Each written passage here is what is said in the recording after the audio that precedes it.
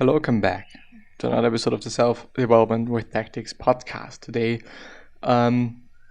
we once again go through, I think it's called manual, so a new translation of the Handbook. Handbook.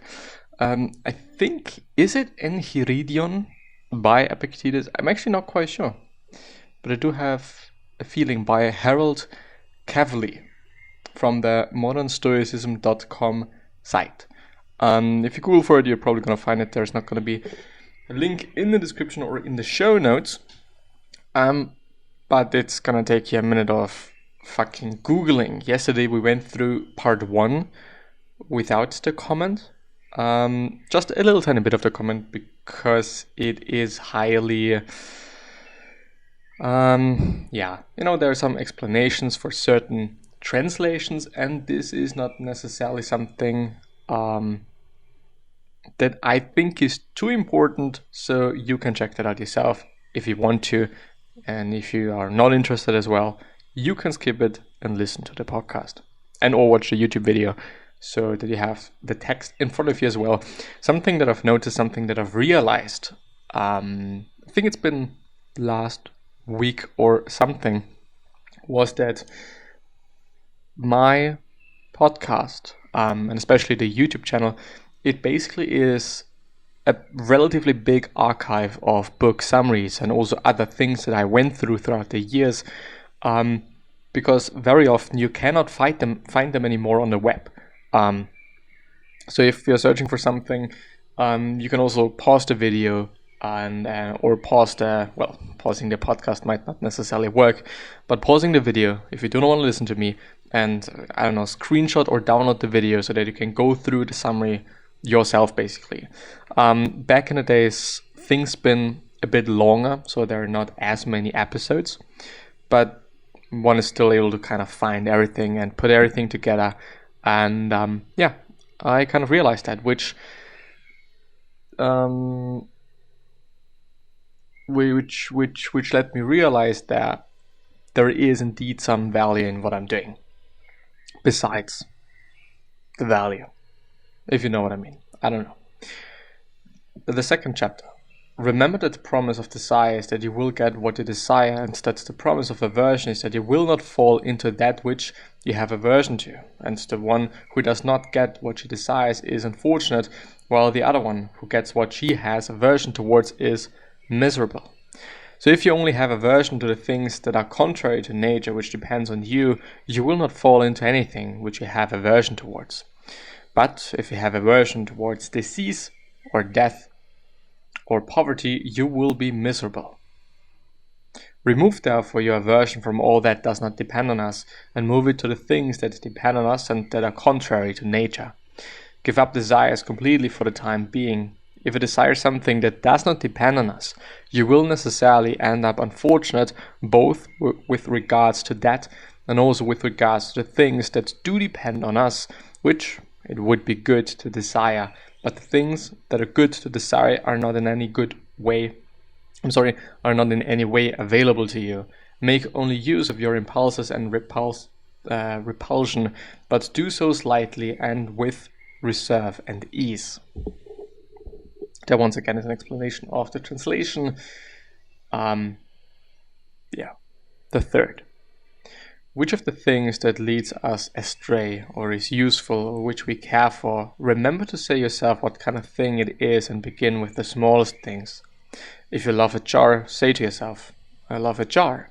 Then you will not be disturbed when it is broken. If you are kissing your child or wife, say that you are kissing a human being. Then you will not be disturbed when the child or wife dies. When I'm theoretically thinking about that, when I'm having that in mind, it really truly does make sense, Don't want to be like, this is utter bullshit, it's not gonna work. If you really believe in that, and if you're really able to pull it off, it can work rather well, and pretty good indeed. On the other hand,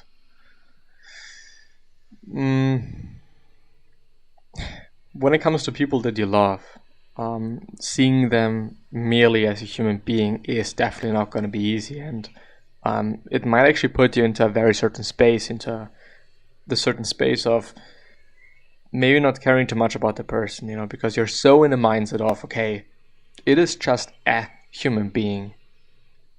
I think when it comes to people, this is not applicable, and I think it is also fine then to be unhappy and sad in certain ways, because this person is one of a kind.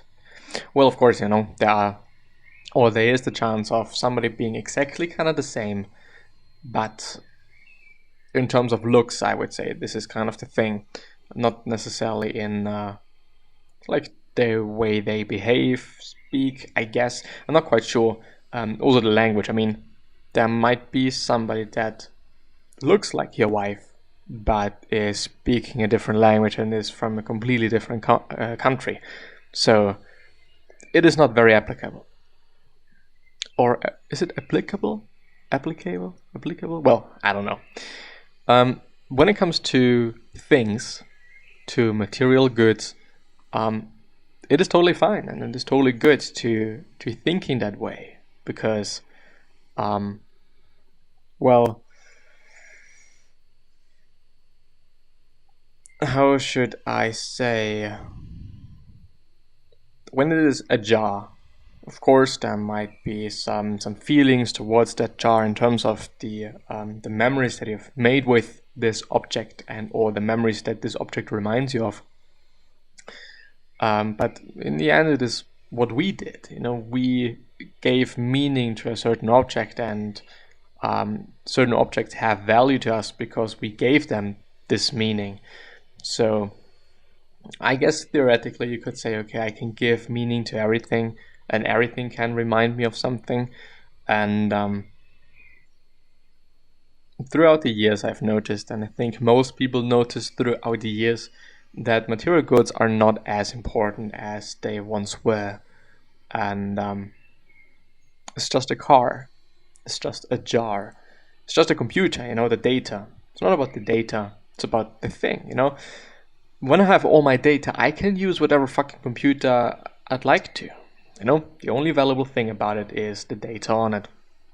As it is with my phone, as it is with, I don't know, all the things that might have certain value to us. Chapter 4. Whenever you intend to commit yourself to some task, remind yourself about what kind of task it is.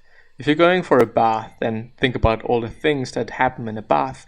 The people who splash you with water, those who bump into you, those who are abusive, and those who steal. And by doing so, you will commit yourself more securely to the task if you straight away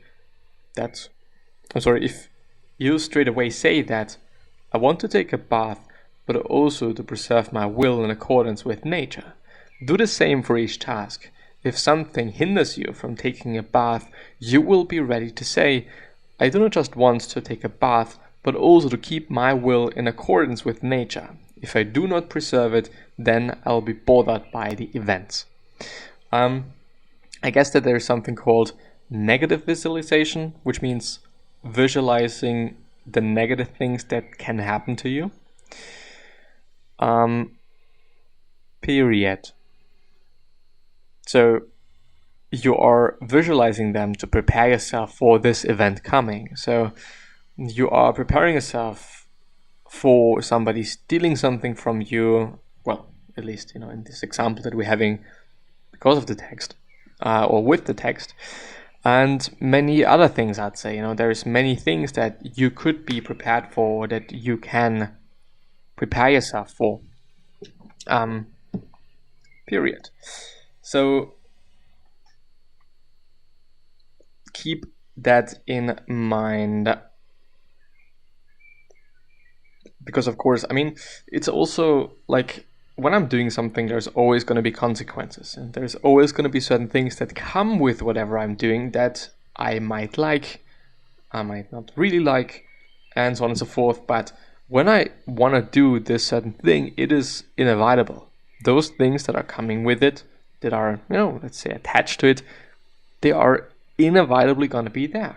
And it is what it is. We can't change it. It's one of the things that we cannot change. Once again, from the last episode, categorizing things into things that we can control and things that we can't control. And this is something we cannot control. Of course, I can be prepared.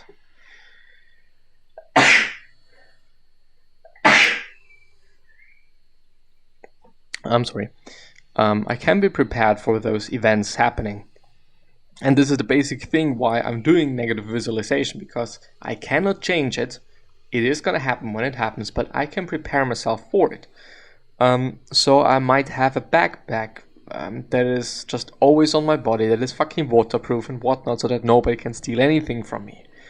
Or I just, might go to a spot where I know that there is not going to be a lot of people, so nobody's going to bump into me, and so on and so forth.